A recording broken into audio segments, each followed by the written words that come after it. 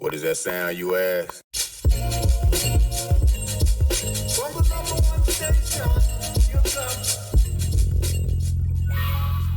Welcome to the Rec Show podcast, a show dedicated to beatmakers around the world.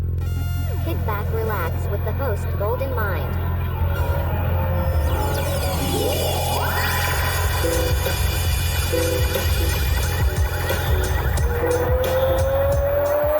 Ladies and gentlemen, this is the main event of the evening.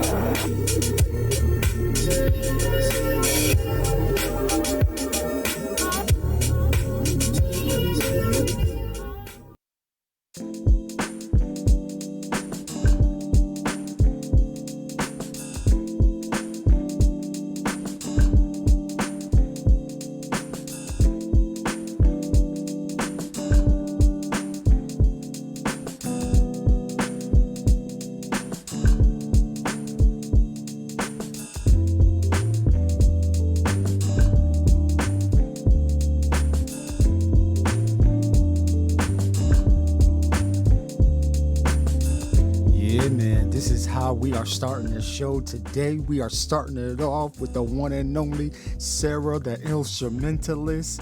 Name of this track is called True Authentic Self. I hope y'all are counting your blessings and not your problems, man. The name of the album that this track is on is called The Universe is Watching.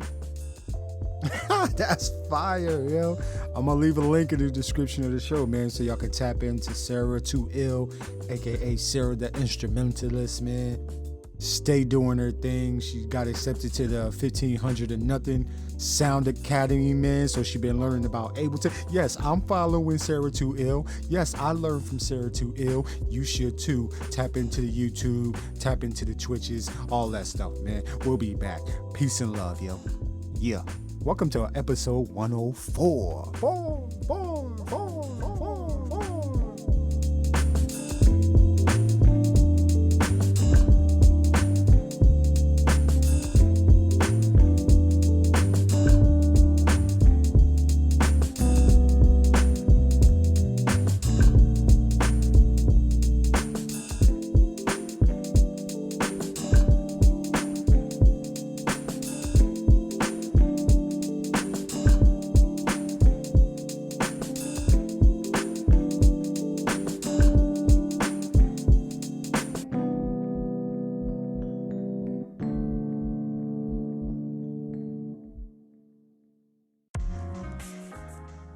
All right, check 1 2. Peace and love, everybody. Golden Mind here for the Rec Show podcast, man. Welcome to episode 104. That's crazy to say still, man. But yo, episode 104, we here.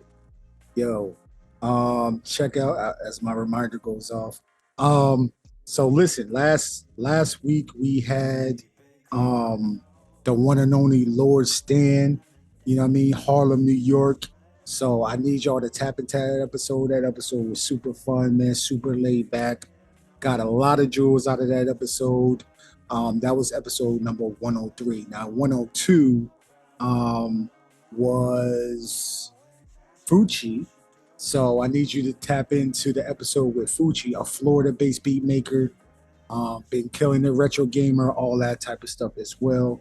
Yo, man, we doing some amazing stuff on this podcast, man. So if you get any benefit or any enjoyment, and you know it hit your heartstrings to donate, yo, we always take donations because I'm still doing my drive for a new computer. I'm operating off of 2010, so I'm trying to get a 2023, you know, just to keep me updated. But yo, today we are going to Sacramento, California, man. This guest, this mutant, I've been a fan of for a couple years now, listening to his music, listening to the different variations of styles and stuff like that. He's a Flipper Beat Club beat maker, live performer. He's a DJ for the Midday Mix with Drive the Hearse. That's also from Sacramento, California. Specializes in like drum and bass, glitch hop, hip hop, electronic, probably some other ones that, you know what I mean, that we probably don't know of, but we're going to learn about it soon. He was recently featured on a Micro Chop which is a newsletter dissecting beat making, DJing, music production, rapping, and sampling, but it's curated by Gino Sorcelli. I hope I said that right, Gino. My bad if I didn't. But he co-hosts Blips and Beats, which is an event that merges video games with music with the incomparable DIBIA E, the Slapmaster General himself. And then the video game samples, like he curates the video game samples for beat makers and that can like chop them, flip them, and then they get played in front of the crowd, all while inside of this retro gaming location in Sacramento. So yeah, we definitely gonna talk about that. We gotta get the word out for that. He's someone who's created a release for 37 albums, man. My guy's got 37 album singles, all of them on Bandcamp, all of them on SoundCloud. He's an artist, you know what I mean? He's a singer, man. He's got lyrics, he's all of that, man. So, yo, without further ado, I want y'all to welcome the one and only Ultraboy to the show. Ultraboy, what's good, man? Man, thank you. That was a long intro, but I appreciate it. You didn't forget nothing. You got my whole resume in front of you. Hey, listen. I gotta my mama said come correct or don't come at all, yo. So I gotta come correct, man. But yo, I appreciate it, man. I love the show. I'm a big fan of the Rec Show, so I'm just happy to be chopping it up with you, man. Absolutely, man. I've been a fan of yours as well, man. So the feeling's mutual. We finally got to get to chop it up, man. So let's go into the very first question, man, because it's an honor for you to be for us to have you on the show. For the beat heads that may not know, I gave them just a little bit, but maybe I forgot some things that you know that you have. Can you introduce yourself and how you even came up with your name? What your name means, and then any affiliations you might be a part of as well. Yeah, man, for sure. So I'm Ultraboy. Obviously, I live in Sacramento, California. I'm a part of Flip a Beat Club out here in Sacramento.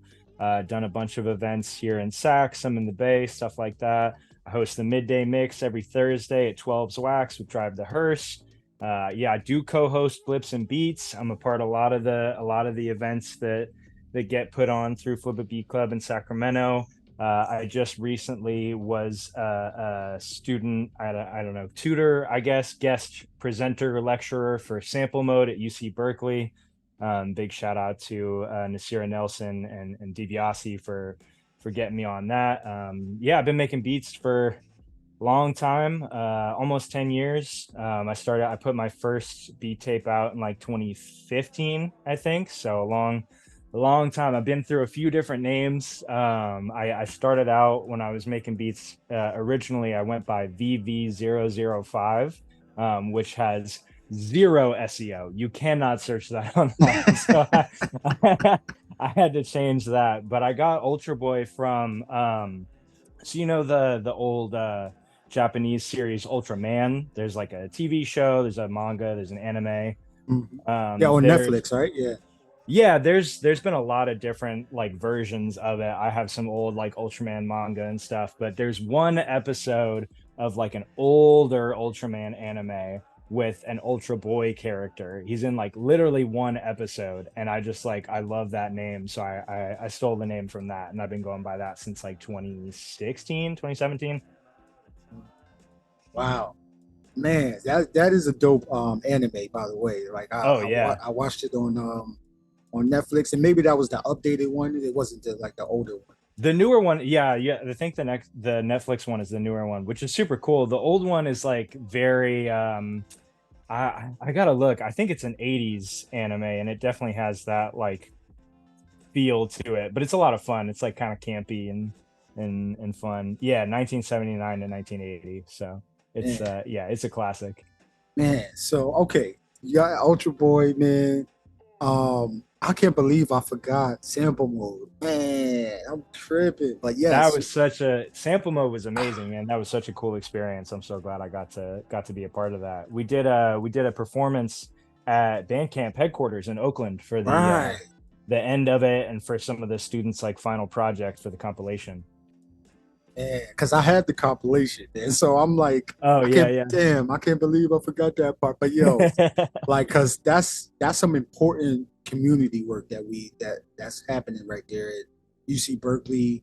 with DiBiase U, and then it's also his wife, Yeah, Nasira, Nasir, yeah, Nas Roxwell Nas Rockwell, yeah. on So Instagram. Yeah. and so okay, we could chop it up with in a little bit, but okay, so that's the intro, man. That's you in a nutshell, and still evolving, man. You've done a lot so far, man. Like in the last since you Yeah. said 2015 is 2023, so what, 8 years you've been Yeah, and doing? that's just when I started making beats. I've been in bands and making music since I was like I don't know, maybe 13, and I'm 25 now. So Wow, wow. So here's my next question. How did you even get into um, wanting to produce music, wanting to create music? right after high school, I had already been like because I was in bands and stuff, like I said. I went to a concert with some friends when I was a teenager, and I just like had such a good time that I bought a bass the next day and like taught myself how to play bass because I just had such a good time at the show. And so I was in like a few bands and stuff, and I recorded a couple albums with some bands, and I had this project, Wolf, with my friends Callum and Kyle. And I have actually a whole album of stuff recorded for that band that I just like, I've just kind of been sitting on. They like moved away after we recorded it, and I wanted to do some shows. So, maybe one day that'll surface. But yeah, when they moved away, I started kind of getting into like producing a little bit in Audacity because it's free. So I was like, yeah, why not? I'll try out some different stuff because I don't have a band right now. And then right after high school, I went to Japan for a month by myself. And the whole time I was there, I found like through Bandcamp, I found Knowledge, I found DiBiase. I found this guy. He was going by PictoChat at the time, but he goes by Pax now. He has a release on Paxico Records. All the people on like Fuzzoscope in San Francisco. I was like listening to all of that music, and so when I came back home, I had $500 left, and I spent 400 of it on an SP 404 SX, and I just started making beats and never looked back. Wow. Wow. Wow. That's an investment in yourself, right? Exactly. Because okay, so me, I just came from Japan, Oh, Tokyo. dope. So I wanted to ask you, because I saw that as well. What was that experience like for you, being in Japan and mingling with all these different creatives and stuff like that? Man, it was so cool. I mean, like I said, I was like getting into, all that music that I hadn't really discovered before. I've always been a hip hop fan, like ever since I was a little kid, but this was like the first time I was really getting into beats and stuff, and I was going to all these stores and like talking to people about like music equipment. I was working at a coffee shop at the time, and so I went to like all these crazy like cafes, and of course you like meet artists and people like that in cafes generally. But I went to some really cool shows and like met a bunch of people that were just super passionate, and it was like, I don't know, man. It was amazing. And I was by myself, and I bought the ticket like a year ahead of time. So I spent the year leading up to the trip, like learning as much Japanese as I could. So I spoke like very minimal English while I was out there, which was cool. And I had a friend of mine whose cousin owned a hotel in Hokkaido in the north, and he let me stay there for a few nights for free. And he like took me out into the mountains. He took me to this hot spring. They made like fresh soba noodles every day at the hotel. It was amazing, man. I think about it all the time. I'd love to go back someday.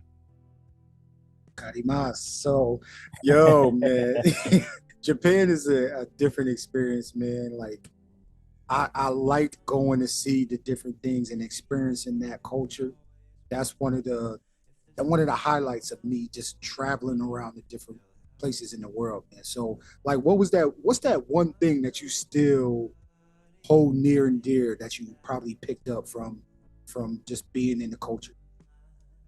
Oh, dude, it's hard to pick one thing. I went to see this band. They're called Super VHS. And they have like, I don't know, they have a couple like songs out on, I think, just SoundCloud. I don't know if they're even streaming anywhere. But I was talking to the drummer after the show, and we were just like I don't know, man. We were just talking about like the importance of creating and like, just fully devoting yourself to that like creative side, even if it's not going to be, your job, or it's not going to be the main thing that you do in your life. Like it's something that's important to like always carry with you. And that was like a cool like cross-cultural thing. Like, artists are everywhere, whether they're, they live in the same city as you or a different country or whatever. It was just like a really cool, like, yeah, I'll never forget talking to him about just like being passionate. Can you give us that, like, when he was talking about being passionate, like what went into that? He was telling me, so they had been in this band for like 3 years already. I think they're still making music, and he had some like corporate job that he didn't really care about, at least at the time when I was there talking to him. And he was like, I get through it because I'm just like waiting to go practice, and I'm waiting to go do another show, and I'm like waiting to record.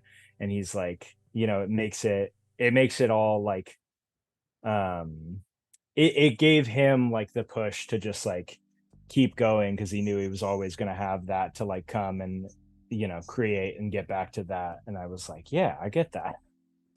Yeah. Yeah. Yo, also, that's amazing that you picked up that jewel, man. I mean, probably countless jewels while you were there. So I'll never forget that experience. But yo, let's bring it back a little bit. Let's backtrack into Ultra Boy's music journey, music history, man. So when you were growing up, what who was playing the different types of music that like kind of influenced you or still influences you to this day? Man, I mean, funny enough, my mom always had, she would make like mix CDs that she would put on in the car that had like all the early 2000s like popular songs. Like there was some what's that, like, Jimmy Eat World and like all those early like rock bands and stuff. But there was also like Eminem and 50 Cent and like clean versions of like the G Unit stuff. And like that was like what I was listening to when I was like less than 10 years old, and I just like loved it. I had the clean versions of all those songs memorized. And I used to like go to, um like after school, I would go to the gym that my mom worked at and like just kind of wait around. There were like a couple other kids there usually, and so like, whatever was popular on the speakers there was like always something I took with me. But I was like so into like 50 Cent, Dr. Dre, and like Lil Wayne and Eminem when I was a kid, because I was born in 97. So I was like growing up in the 2000s, and that was like major part. But a lot of early like weird indie stuff too. Like I love like Postal Service and like Wilco and like those types of acts too. So that was like always really influential on the stuff I liked. Wow. Moms is making mixtapes. That's Yeah, crazy. Yeah, we that's had so many. I had it like all the songs on every CD memorized. She had like 5 or 6 different like mixes that we would listen to in the car. And I was like, yo. Mom, put on track 7 on this one. Wow. Wow. Shout out to moms, man. Yeah. For real. You know what I mean? Like just putting you on all these different types of music, man. So she's feeding your music palette, Yeah, right? And totally. then you're growing up, and then you're going to school where the kids are listening to the same type of music, I guess. Yeah, there was a pretty good spread, for sure. But a lot of it was like the same kind. And then I got some of the more like, the 2000s pop stuff that like, I mean, I still like that stuff, is super catchy. I'm not gonna hate on that. But definitely more of like the In Sync and like that type of act too. Hey, and that's those albums, those songs are still classic, man. So when Yeah, they yeah. they come on the radio, we still say bye bye bye. We still bumping it on and play, Yeah, I man. I love me some Boys to Men, There's nothing wrong Right. with that. You know, you riding around with moms with the mix CDs, listening to the music that she likes, mixed with some of the new pop culture music and stuff like that. But then you move, and then you get older, and you start, you know, your own music journey and what you like. Was that the same Yeah. type of music, or did it switch to, the different like drum and bass, or footwork, or other all these different other types of genres of music? Yeah, I really like once I had access to like, the internet on my own, and like once I was able to kind of like have, not I never had an iPod until like late middle school or something like that. But I had like a Walkman, and I would like save up money for CDs from time to time. I had a PSP in like 2006, and you could get on the internet on there and like listen to music. And so I got super into like, um, I was into like, I mean, a little bit of everything for sure, but I got really into some more of like the indie rock stuff. I got really into like Euro like dance music. Like unironically, I loved Aqua. I know they like are coming back into the zeitgeist a little bit because of the Barbie movie, but Mhm. I loved that type of music back in the day. I don't know what was like so appealing, but I got into that. I got into like, your Green Day, but then also like 3 6 Mafia and like stuff like that. Like that was my jam for sure. And I just kind of like, through the power of the internet, like dug more and more and more. I'm like, these are such crazy reference points I'm pulling out right now, but that's what I remember of like that time. Those are the most impactful. And then it just like, yeah, grew from there. And like Gorillaz was a huge one too. I found out about MF Doom because of that Gorillaz song that he's on Demon Days. And so then I like, get into Doom and all that stuff. And it just like, it goes and goes and goes from there. As soon as you get access to the internet, like it's over. Right, it's a big ass rabbit hole, Yeah. like because you could just search for hours and days, just Yeah. digging through so much information to like, and the stuff that you probably never knew. So research is actually good. I mean, the internet for that part is pretty good for us as far as trying to Yeah. Yeah. obtain information for different things and stuff like that. But I don't know, man. It's a little wonky right now on the internet. So, but Yeah. yeah, that's a Yeah. different story though. But But it was cool to like be able to kind of just explore that stuff on my own. And like I got really into some like different rock type of stuff too. Like I was a huge White Stripes fan. I was a big like anything Jack White was doing. Like I got into all his side projects, and I wanted to play guitar like that. And that was like, I think part of what drew me in when I was like ready to start being in bands and stuff. I was like, okay, I'm gonna be like a front man like that, or like James Murphy from LCD Sound System, because I was super into them and I still am. And that's like, that was definitely like the image that I was like, yeah, I want to be somebody like that. so you had those like superheroes, like in your eyes, those were your superheroes as far as like when it comes to music creation and artistic expression, Yeah, stuff like yeah. At that. least, when I was like a kid or early teenager, like that's what I really aspired to be. Nice, man. It's internet, yo. We here Yeah. with Ultraboy right now, man. He giving y'all jewels already. All right. So you know what I mean? The main thing I'm taking away right now is, like once you get something and it's joyful, like just keep going with that. Like keep experiencing that, keep digging for these different things. As much sampling as we do, like if you look at the notes, like, oh man, that's another Yeah. rabbit hole. And who Yeah, created this? truly. Who played the guitar on this? Who played the drums on? Like, Yeah. man, it's Yeah, so man. much. I feel like, I mean, I think on some level, like I'm still trying to do that, maybe not quite as consciously as I was before, but like I think there's always going to be a part of me that like wants to be somebody like that, or wants to like have that energy. Man, you there, man. Especially with this. Especially with Dumb Mountain and like, yep, man.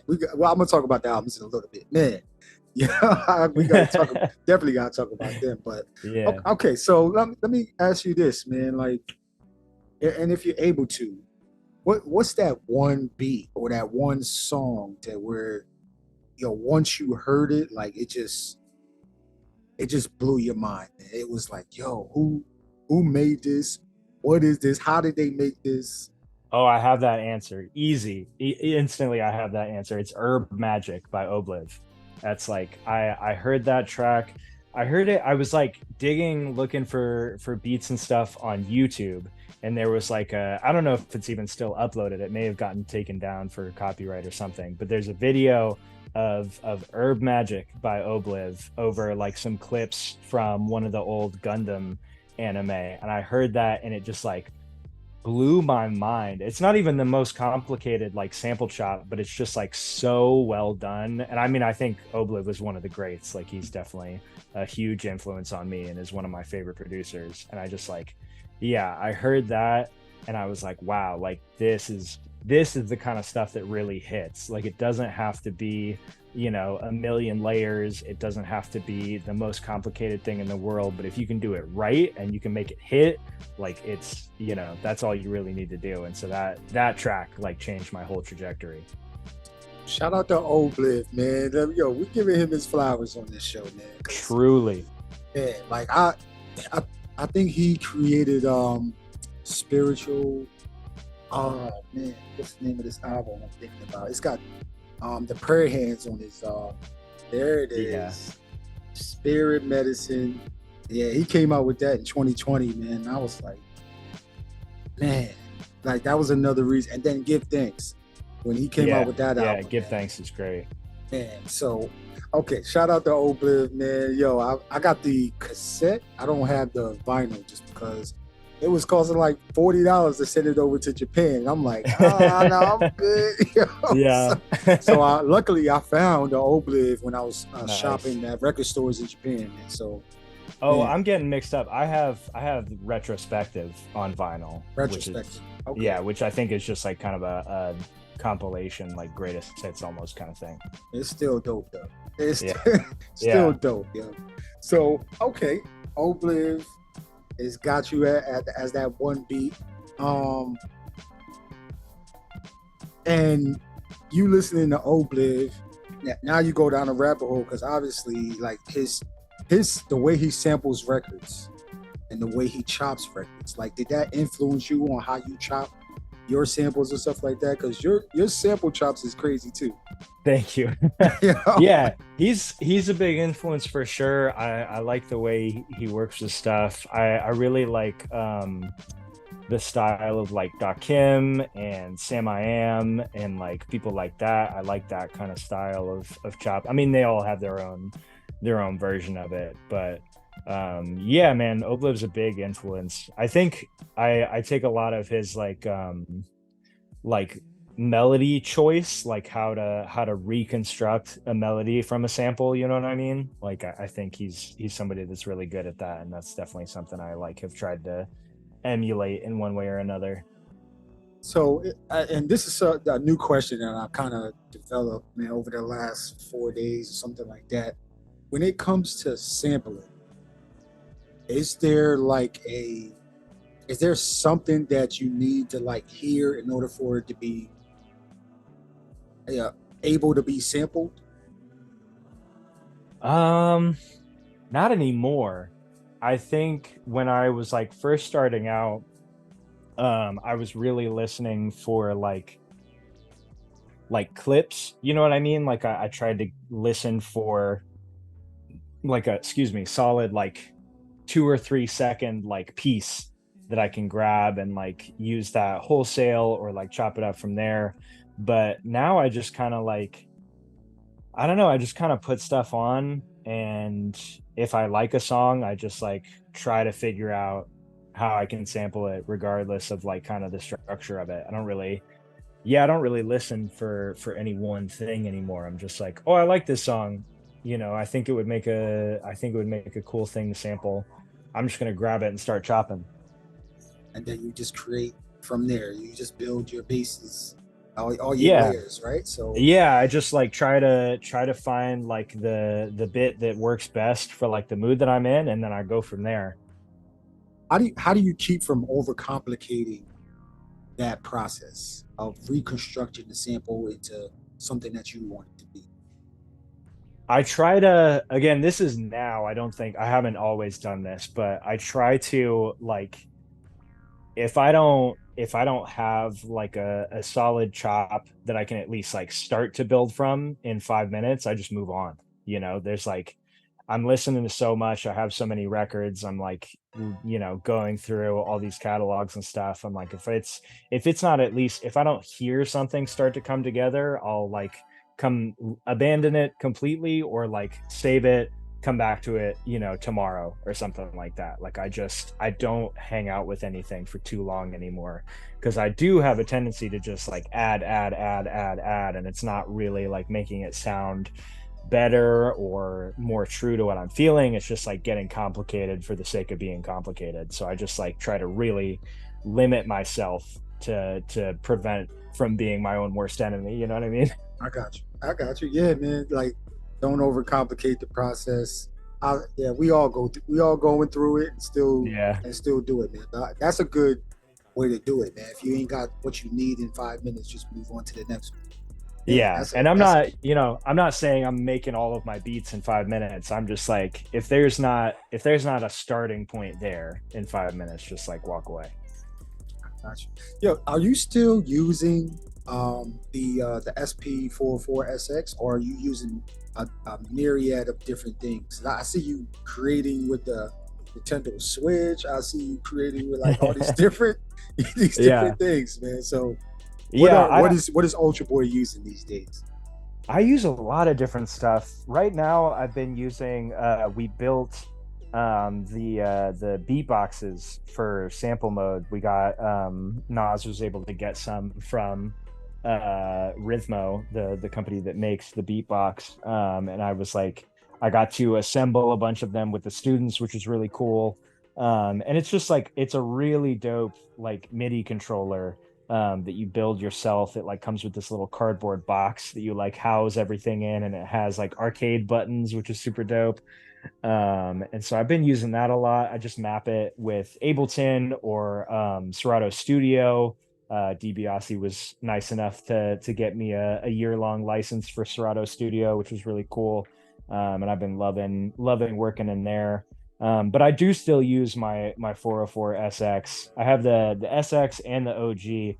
I don't have a Mark II yet, but I will at some point. I gotta upgrade.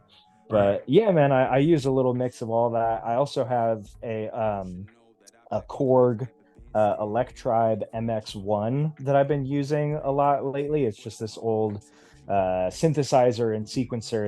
It's pretty cool. They actually used it a lot on that Gorillaz album Demon Days that I was talking about earlier. They used this synthesizer on it. It's this cool like big blue box that has like real tubes in it, which is pretty neat.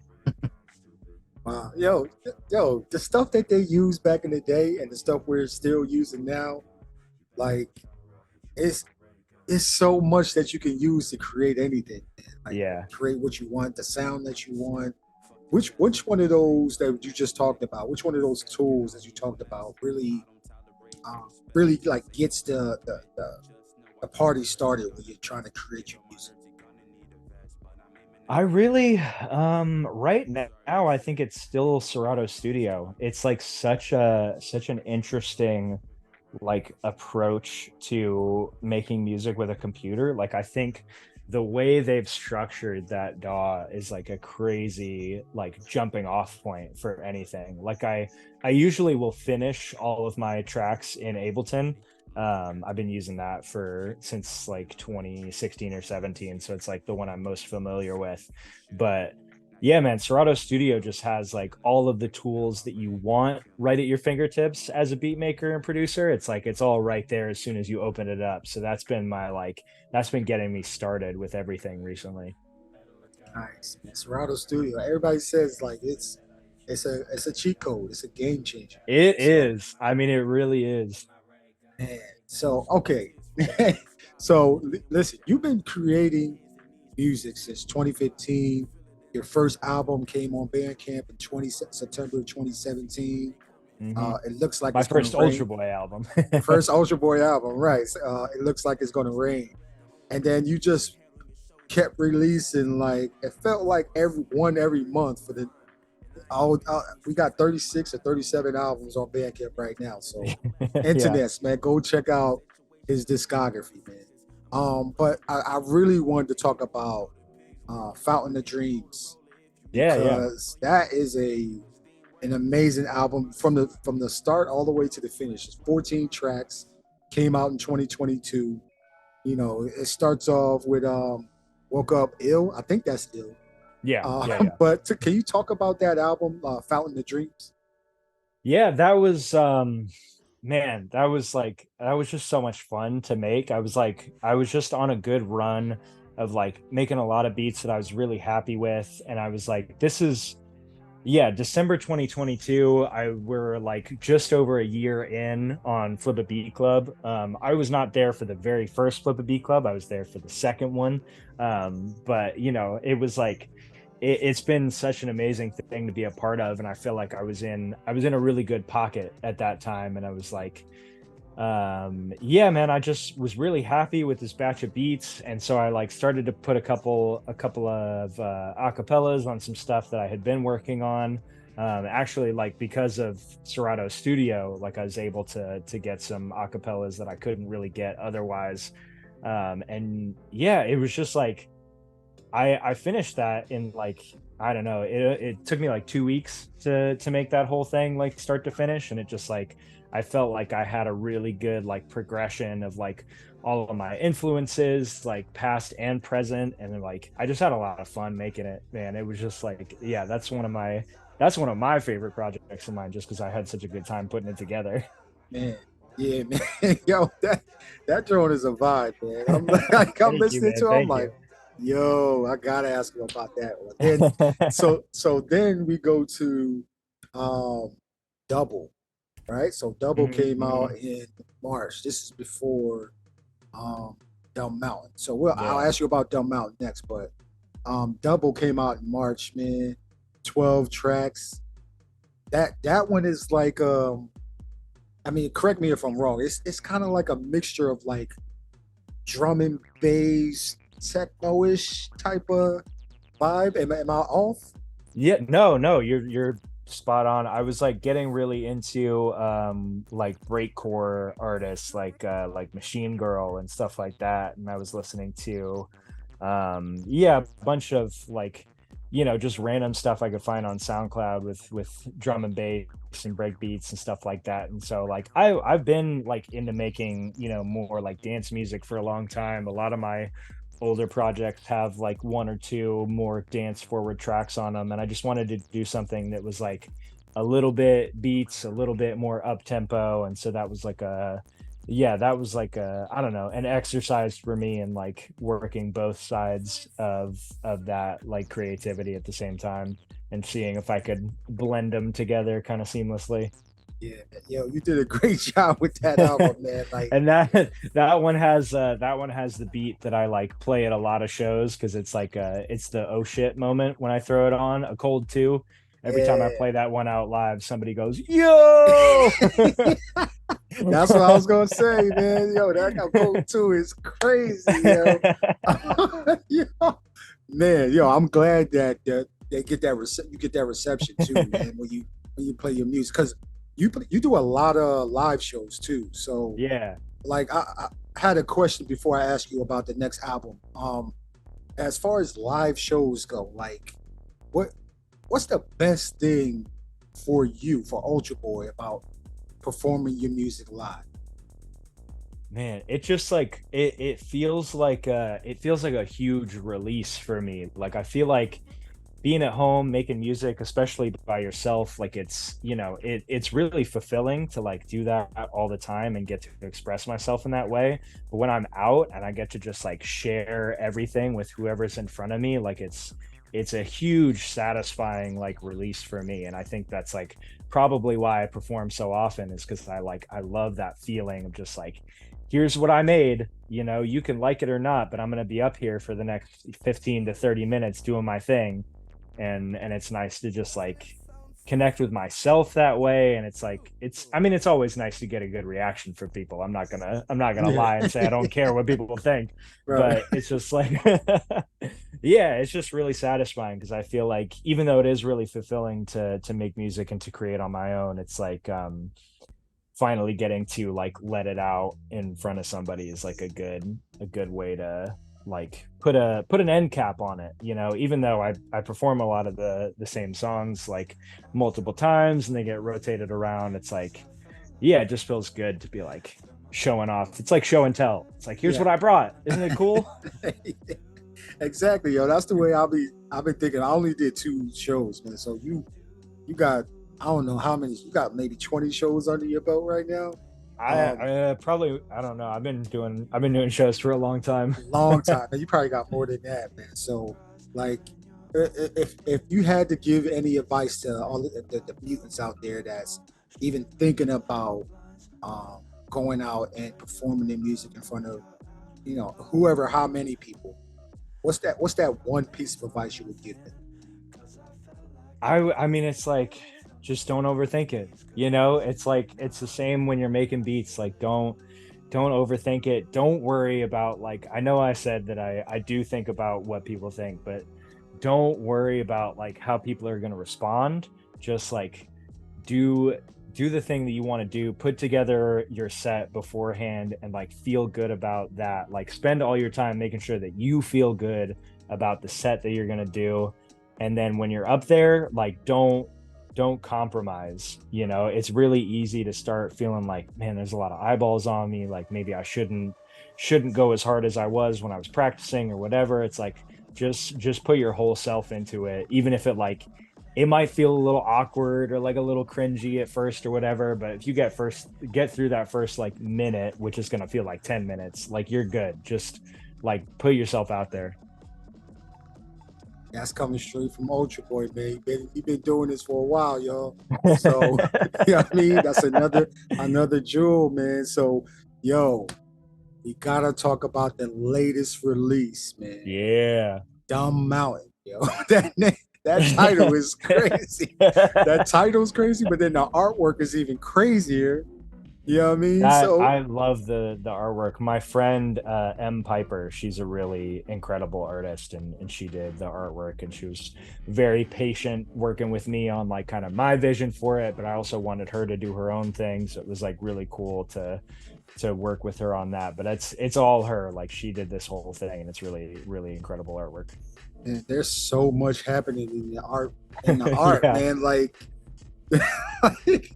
there's, yo, man, like I can't even. there's like mazes, but then I can't even put my head on it, man. But yeah, you like so dope. The Yamcha on there. I mean, it's not really Yamcha, but you know, from Dragon Ball.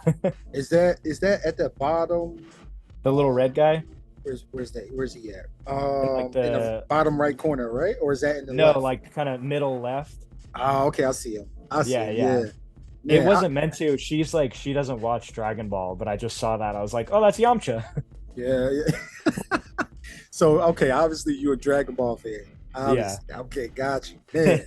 Yeah, I didn't watch Dragon. I watched one episode and I couldn't get into it, but I might have to revisit the old school Dragon Balls. It's one of those, I do think it's like one of those things that's kind of hard to get into if you weren't into it as a kid. Like I think a lot of it that makes it hold up is the nostalgia factor. Okay. But like I still like watching Dragon Ball, so I got you. Hey, ain't nothing wrong with it, man. But those are the, like, obviously those are the classics. I mean, there's a million other ones that are out there as well, but that one holds a special place into the you know, the people that watch that show. There's something about it that's like, man, that's my shit. That's my cartoon. Yeah. Or anime, rather. I don't go disrespect internet. I ain't go disrespect. No, you're good. Okay, so Dumb Mountain, man, came out in June of this year, man. So is this your debut as far as you with your lyrics and you singing and hooks and stuff like that? No, I mean I've done projects like this before. Like I had Dougie's Place in 2020. I was singing on most of those songs. Dot Image, which came out like maybe the year before or 2 years before that. So I've done this before, but it's been like over 3 years since I've put out a project where I'm like writing lyrics and singing and like doing all the production on my own, like recording my own bass, guitar, drums, all that stuff, and like putting that together. So it's like it's my comeback album. Yo, yo, man, like Grind Shrine, Little Dog. When you sang Little Dog, I love it. Like, oh, I was like, yo, like, That yo, was that was so wild. I didn't like, I mean, I love that song, but I didn't expect that to be like a song that like the first I did a show the day it came out. We did a Flip a Beat Friday at Soul Collective here in Sacramento. Shout out to Soul Collective. But I like told some people that I was going to be performing some of the Dumb Mountain songs, and like 3 people were like, "Hey, you going to do that Little Dog song?" I was like, "What?" wow, yo, they know, no, They know. man, They know. yeah, man, this whole album, right? I mean, this is just my personal opinion. Um, this whole album is emotional, man. It's Thank you. emotional, but it feels good at the same time. You know what I mean? Like, Yeah, yeah. like what went into your mindset while you were creating this album? Man, it was a crazy process. So it took me like about 8 months to write, record, and like mix and master this album. And over that time, like I'm engaged right now. I was engaged over the whole process of making the album. So I was like, a lot of this is about my fiance. I was having a lot of feelings of like wanting to get back to, writing and singing, but a lot of it is about like imposter syndrome, like feeling like I don't have the chops to be doing this kind of stuff. Like, why am I even trying to get back to this type of music? And a lot of it's about insecurity and anxiety, and I have had struggles with depression in the past. A lot of it's about that, but I also like I love not uplifting, but like I love upbeat music, and so there's like trying to like keep some of that like nice mellow kind of vibe to it too, that I was like trying to keep present. And I got super into some like dream pop acts. Like I love like Men I Trust and like Mitski and stuff like that. So I was like getting into that and mixing that influence with all of the like beats I've been making over the last few years. So it's just like a big mishmash of like a lot of different ways. And it's like I tried to keep every song like as honest as I could. And so I think that's like where that emotion kind of comes through, you know what I mean? Yo, man. Yo, I'm clapping it up for you, man. Like, yo, you did your thing on this Hey, album, thank you, yo. man. Thank you. Man, like, yo, we need like, yo, I'll help you raise money so we can get this on vinyl or cassette, man. I Like, would it's love to do a vinyl release for this. That would be super cool. man, that is it's an amazing album. So internets, man, y'all need to go to ultraboy.bandcamp.com, man, or just check out his link tree. I'm gonna link everything in the description of the show anyway. So how to get to him, his social, his link tree, where his music can be found, stuff like that. Yo, everything's gonna be in the description. So just scroll down as you're listening to the show, if you can, and just go down the rabbit hole with Ultra Boy, man, because he got something, man. This is, man, I want to say, and I don't want to ever compare, but as I listen to music, I feel like a lot of artists are like releasing that. I don't want to express this type of emotion. They're just releasing that and saying, Mhm. fuck it. I'm gonna just whatever I'm experiencing, I'm gonna write it down in a song and I'm gonna express it. And Yeah. if people catch it, they catch it. You know? Yeah. Yeah. I mean, I think that like I definitely have gotten that from a lot of like recent releases from people, which is really cool. And like I think my particular style is like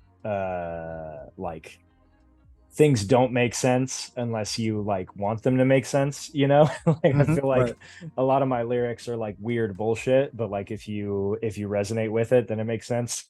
right, right. And you're not creating for anybody else but you. So it's whatever you are expressing or experiencing, and it's into the music, man. So Yeah, and I do think a lot of people are doing that right now. exactly, yeah, man. So, man, I got a couple more questions for you, man. Like, yeah. I always have, like, every time I do an interview, man, I have like 30, 40 questions, but I can't ask all of them. So, hey, it's good to be prepared. Yeah, man. So, okay, listen, you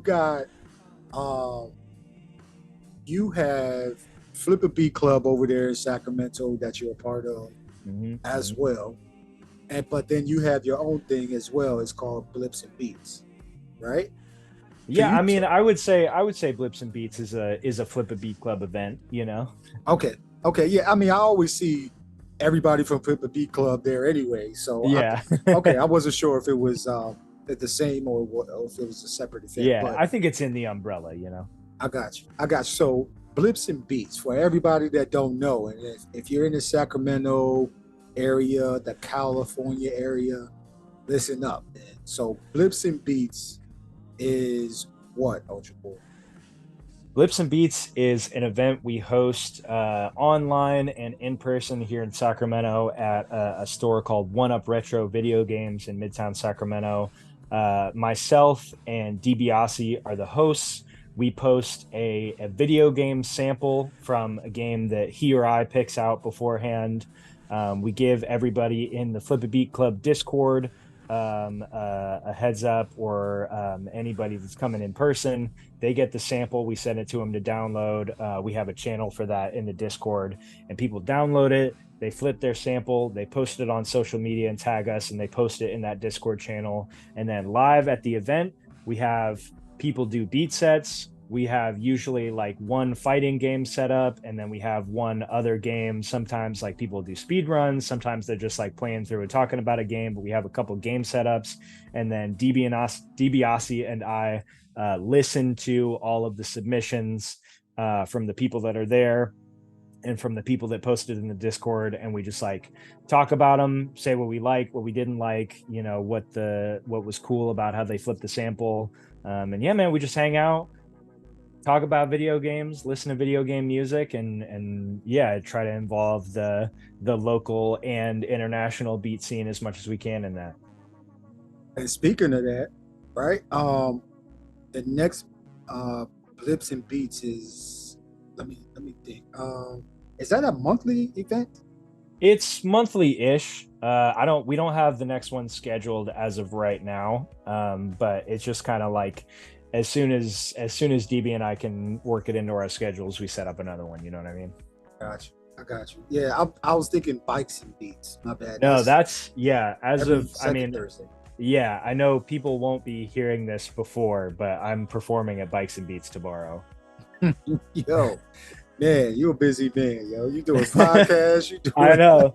Yeah, I'm doing this podcast. I did a podcast with Audio Arcade. That's not out yet. I don't know when that's coming out, but they were super nice homies over in the UK, which was cool chatting with them.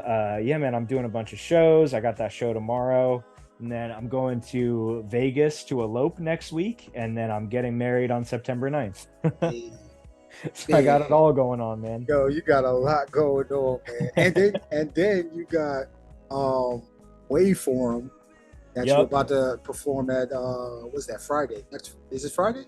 Yeah, Waveform, Flip a Beat Club does at Neck of the Woods every second Friday of the month, and that's in San Francisco. Man, listen, Ultraboy is crazy busy, man. So yeah, may tap into what he's doing right now, man. I just don't want to say no to anything, you know. Right. It's right. It's opportunities, man. Like, yeah, man. I feel the same way. I definitely feel the same way, but at the same time, it definitely can be tiresome. Yeah, doing so much, but it does. You know. It does get that way, but it's like I love doing this stuff so much, and it's like it feels so good and it's so fulfilling, and so I'm like, you know, I'll trade being a little tired for getting to do what I love to do all the time. Favorite Nintendo Switch game? Ooh, that's tough. I would say, I mean, it's hard not to say the new Zelda, Tears of the Kingdom. I've like already put like 100 hours into that game. It's so good. Yeah. But I don't know, man. I like Sonic Mania is a great game. I know for people that follow me online, you're probably aware that I'm a huge Sonic the Hedgehog fan. But yeah, man, I think it's like it's hard not to give it to Tears of the Kingdom right now because I'm so obsessed with that game. My daughter, she's like that. I need that game right now. So Yeah, I'm like, yeah, like, all right, I got you. Yeah. So yeah, yeah. Nintendo keeps it fun. That's yeah. a good thing. I'm gonna there's this great arcade style game called Windjammers on the Switch that's like it's like a 16-bit like competitive frisbee game. It's like a one-on-one like frisbee like arcade game. It's a super weird concept, but it's super fun. So that's like a good unique pull for the Switch, I think. Gotcha. Okay, top 5 beat makers, music producers, and they ain't got to be the top names either. It could be your contemporaries that you're with right now, and no genres off limits. Man, you put me on the spot. I got to. Okay. I mean, just like I'm gonna go way past top 5, but I'm just gonna start listing people. Obviously, DiBiase, a legend. Like I gotta at every chance I gotta give DB his flowers. Monsrock, who's like basically our leader at Flip a Beat Club. He's like an incredible beat maker, an incredible guy. His work ethic is insane. I gotta give it up to Delaolla, B-Wit, Ohricky, Taquan. I mean, everybody. Drive the Hearse, my co-host on the Midday Mix, of course, incredible producer.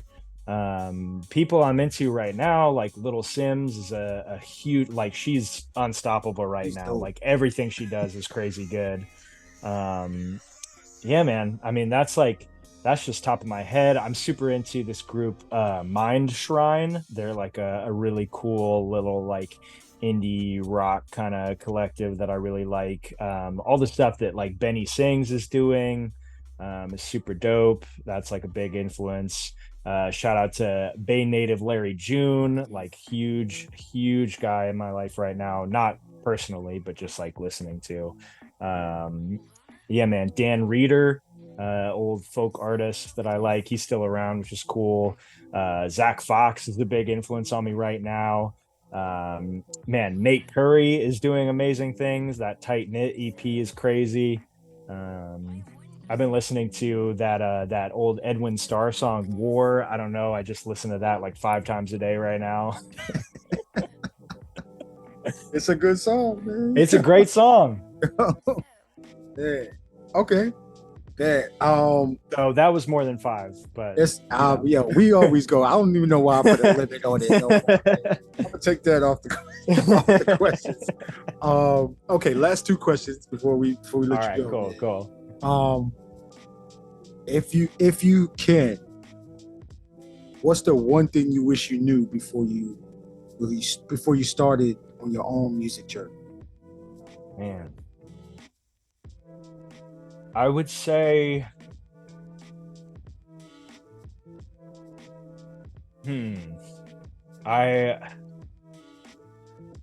that's tough. Give me a minute. Give me a second. I got you. I got you. I wish I knew that it was worth it to take the time to do things right. You know, I think I took a lot of like little shortcuts in like recording or like the little, pieces of gear I was picking up. And I think now having been producing for as long as I have and been making music for as long as I have, I think it's really worth it to wait and save up a little bit more or pick the right time and just like be a little bit more intentional, and I think I wish I would have known that was like always the better way. That's a jewel right there. So listen, Ultra Boys here. last question, Ultra Boy, man. How can the internets get in contact with you, tap into what you're doing, any events you might have coming out? Flip a Beat Club, you associated with as well, man. The new album Dumb Mountain is out. Go ahead, plug all of that, man. Yeah. Thank you. So I got a link tree, just linktree/Ultraboy. I'm on Bandcamp, I'm on SoundCloud, I'm on every streaming platform. Usually like Apple Music, Spotify, all that. If you search Ultraboy, I'm usually the first one, which is really helpful. Yeah. Bandcamp, I'm up there too, which is nice. Ultraboy with 3 underscores on Instagram. I got off of X because I just got annoyed. I'm not on there anymore. But I'm on Threads. I'm on I have a Twitch channel too, Ultraboy. I do every Thursday. I got the midday mix with Drive the Hearse. We talked about that before. I have been a little absent from some of the Flip a Beat Club events because, like I said, I'm getting married. I got a lot of planning and prep to do for that, but I'm usually at any Flip a Beat Club event you pull up to. So, if you ever see me out there, never hesitate to come up. I always love like chopping it up and meeting new people and finding new people to work with. But yeah, man, Ultraboy Dumb Mountain is out everywhere right now. Please give it a listen, give it the time. I'm really proud of it. So that's what I want people to do right now. Yo, you heard it, man. Y'all better go check out Dumb Mountain, man. Support Dumb Mountain, that album on Bandcamp.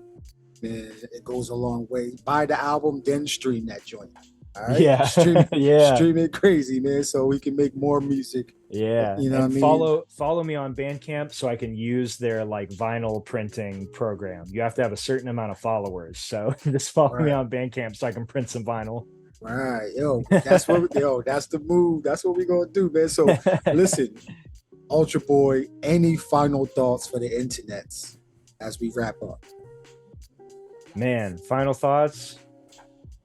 Listen to the Rec Show, dummy. You heard?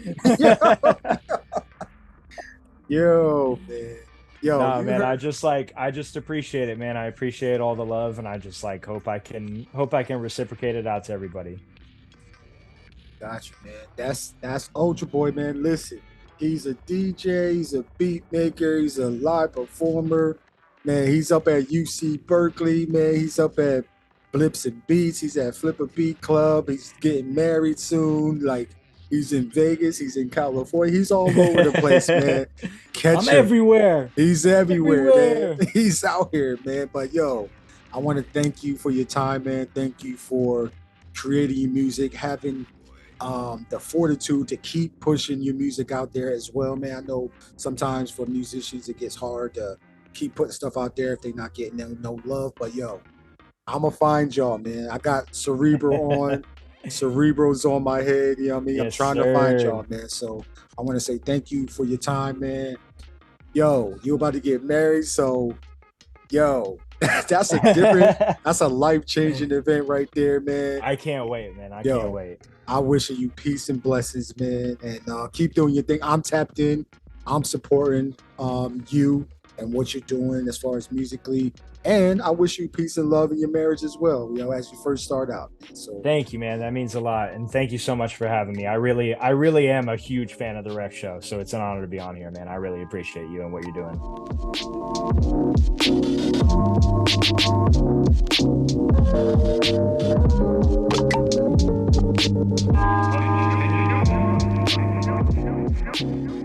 And so that is the episode number 104 with Ultra Boy, man.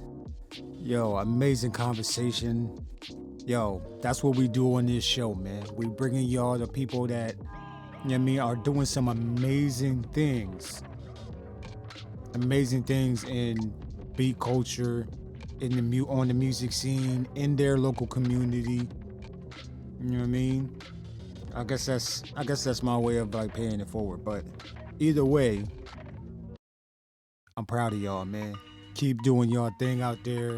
I got Cerebral on, man, so I'm trying to find y'all.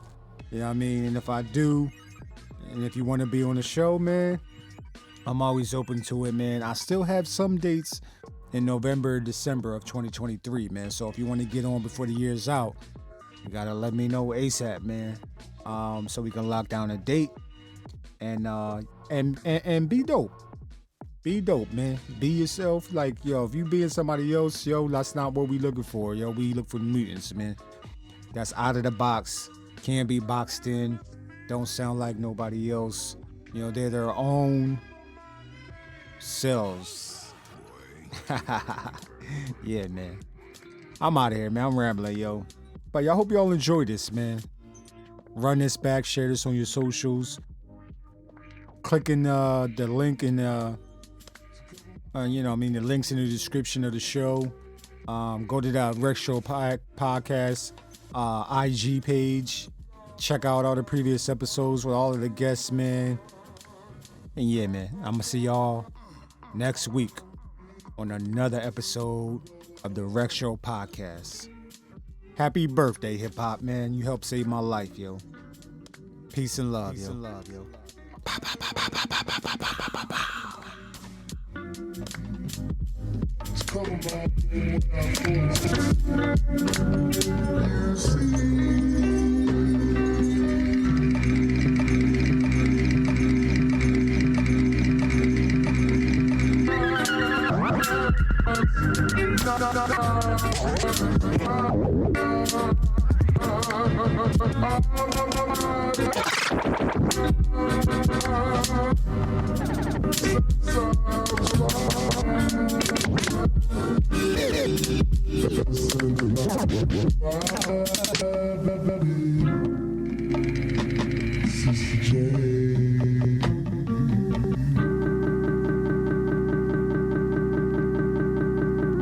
Flip Beat Club Volume 7.